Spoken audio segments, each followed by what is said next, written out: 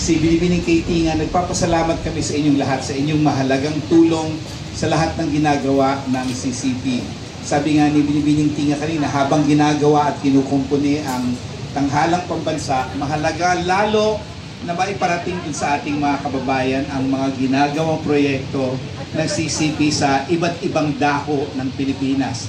At gusto ko sanang bigyan ng pagkilala yung ilan, dito lahat, yung ilan sa mga naging nakasama namin itong nakaraang taon sa mga ginagawa ng CCP sa labas ng Maynila, mula hanggang sa Palawan, hanggang sa Iloilo, hanggang sa Tagum, hanggang sa iba't iba pa, kagaya ni Nina Venus, si Amadis Guerrero na amalis na yata, si Ria Grana, si John Severo, Dems Angeles, Jojo Panaligan, Axel Ginto, Ruel Manipon na nagbuhos ng dugo.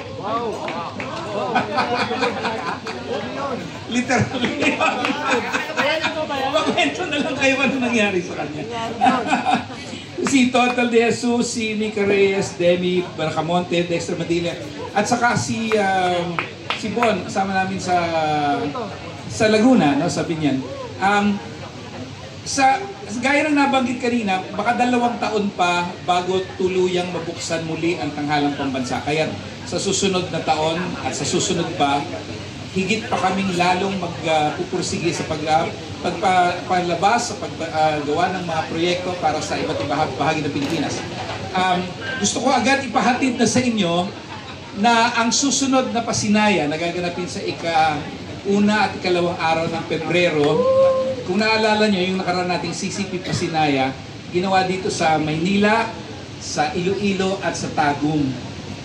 Sa susunod na taon, bukod sa Maynila, at sa Maynila hindi lang sa CCP, maging sa Circuit, Makati, sa Metropolitan Theater, sa National Park, sa Rizal Park, at muli sa Iloilo at saka sa Tagum, Davao del Norte, magkakaroon din sa parehong petsa ng Pasinaya sa Himamaylan, Negros Occidental, sa Sorsogon City, Sorsogon, sa Batangas City, sa Batangas, sa Clark Development Corporation, at yan ay sabay-sabay na mangyayari. At ang tema natin para sa susunod na taon ng CCP Pasinaya ay CCP Pasinaya para sa lahat. At inaasahan namin na kayong lahat ay magiging muling kabahagi namin ng CCP sa lahat ng gagawin ito.